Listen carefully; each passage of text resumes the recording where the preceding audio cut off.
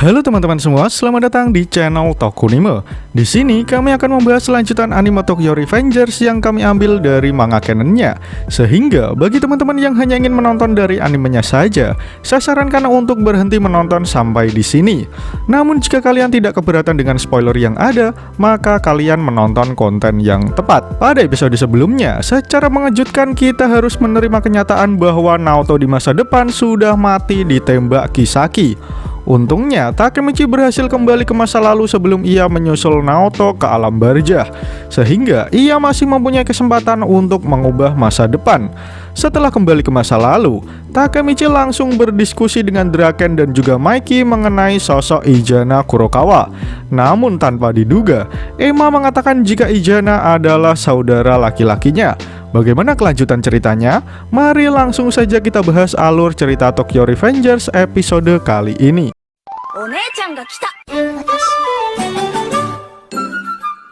Panel pertama menunjukkan Emma yang bercerita ketika ia berpisah dengan Izana dulu. Di sana, Izana berbohong kepada Emma jika ia mau pergi bersekolah sementara. Ia berkata jika suatu hari mereka pasti akan bertemu lagi. Emma kemudian berkata pada Mikey jika Izana juga salah satu saudara tirinya. Takemichi pun bertanya apa ada hal lain yang Emma ingat tentang kakak laki-lakinya. Namun Emma menjawab jika ia tak mengingat banyak karena ia hanya tinggal sampai usia 3 tahun saja. Namun Emma mengatakan jika Izana sepertinya sangat akrab dengan Shinichiro. Mikey dan Draken bertanya-tanya kenapa ia malah lebih dekat dengan Shinichiro. Kemudian Emma keluar ruangan sebentar untuk mengambil sesuatu. Kemudian Emma kembali dengan membawa sebuah kotak kaleng.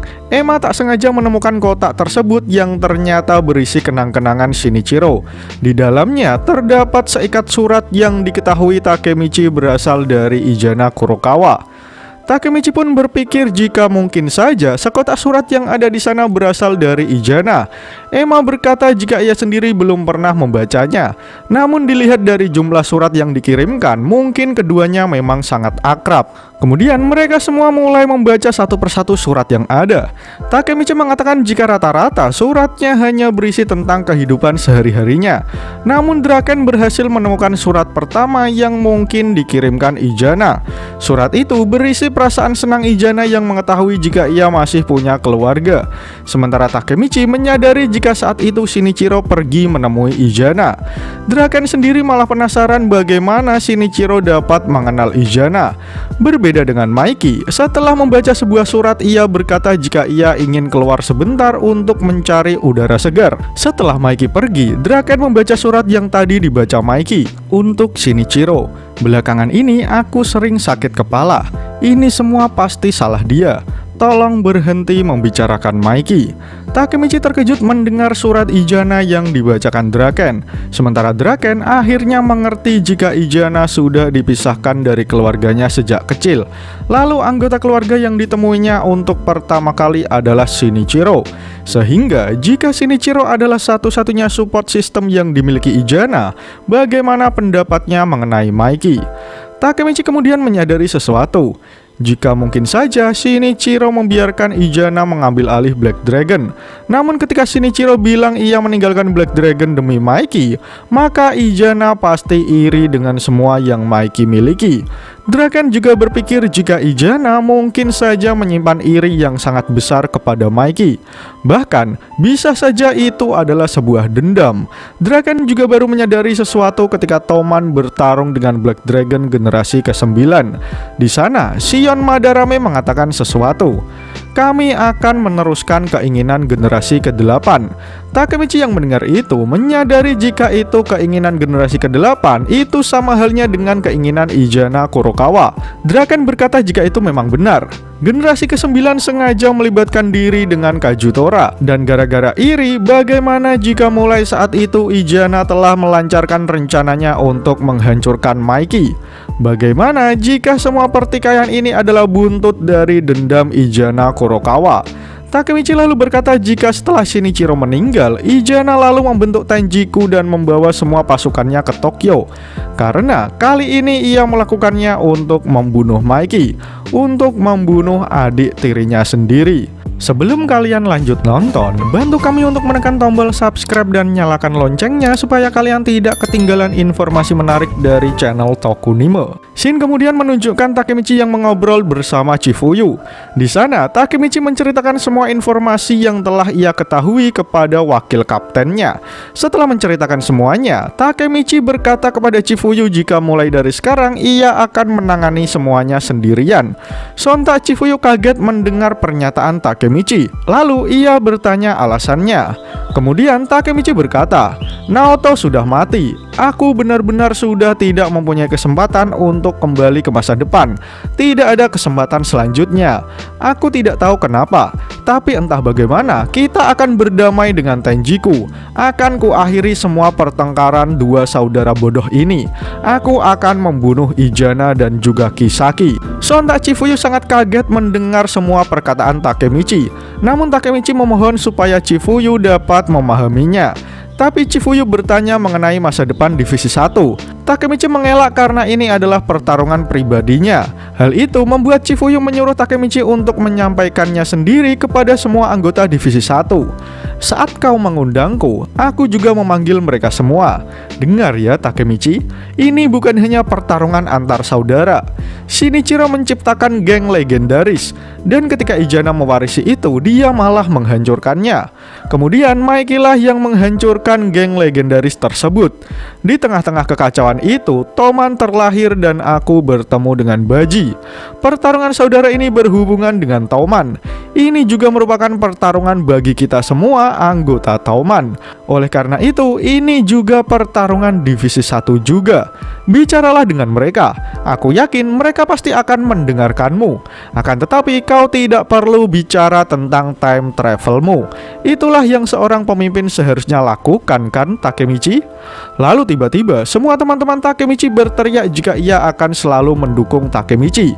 "Dulu kami hanyalah budak dari anak-anak nakal, tapi Maiki sudah menolong kami. Persetan dengan Izana Kurokawa. Musuh Maiki adalah musuh Toman. Bukankah sudah kami bilang kalau melakukan semua sendirian itu tindakan yang bodoh?"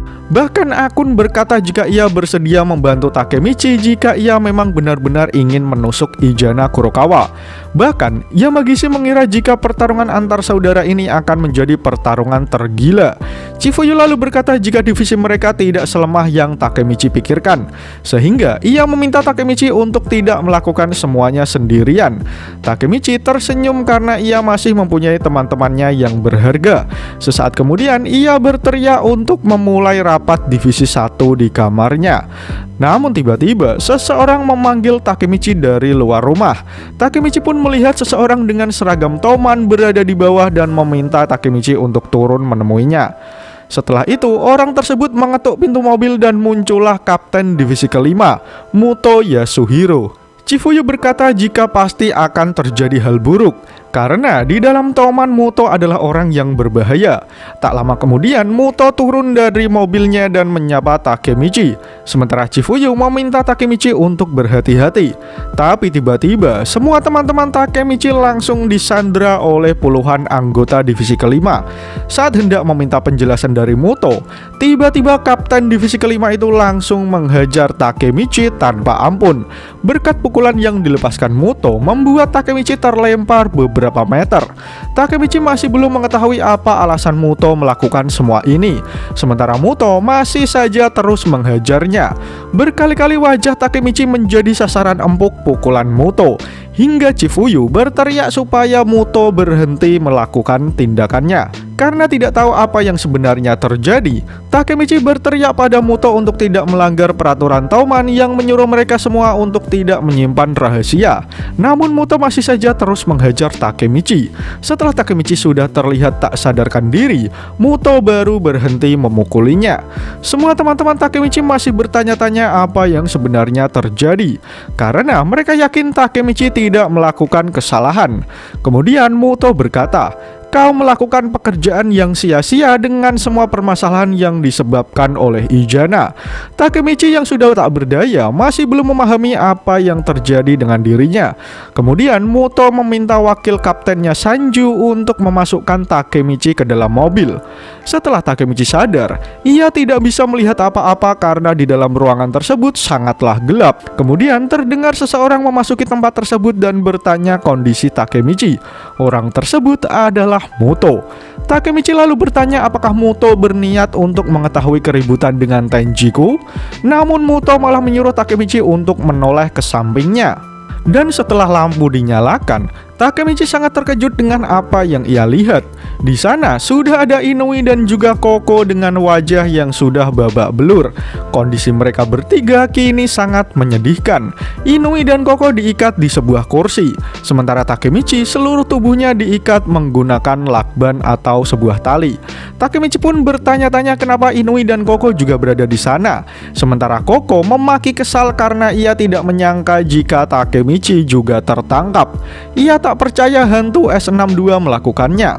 Mendengar kata S62 membuat Takemichi bertanya-tanya apa yang dimaksud Koko. Inui lalu berkata jika sebenarnya Muto adalah teman lama Izana dan yang lainnya. Kemudian beberapa orang dari mereka keluar dari penjara remaja dan mereka adalah generasi yang brutal. Namun di sana Muto berkata jika permasalahan Tenjiku bukanlah urusan mereka karena Izana adalah urusan Muto. Takemichi pun hanya bisa bertanya-tanya apa yang sebenarnya terjadi pada Kapten Divisi kelima dan chapter pun berakhir. Pada episode kali ini kita ditunjukkan bahwa sebenarnya Izana dan juga Maiki masih bersaudara. Namun karena rasa iri yang berubah menjadi dendam, Izana sangat ingin menghancurkan Maiki. Mengetahui hal itu, Takemichi tidak ingin tinggal diam. Namun baru sesaat ia ingin mendiskusikan semua dengan teman-temannya, Takemichi kedatangan Muto yang langsung menghajarnya tanpa ampun. Setelah ia disekap, Takemichi mendapati jika Inui dan Koko juga sudah terlebih dahulu dihajar oleh Muto. Menarik untuk menanti bagaimana kelanjutan cerita Tokyo Revengers di chapter selanjutnya. Jika kalian suka dengan pembahasan kali ini, jangan lupa share video ini ke sosial media kalian ya. Atau jika ada request, kritik, dan saran, langsung saja sampaikan di kolom komentar di bawah. Karena kritik dan saran kalian akan membuat channel ini terus berkembang. Akhir kata, terima kasih sudah menonton video ini hingga akhir. Sampai jumpa di video selanjutnya.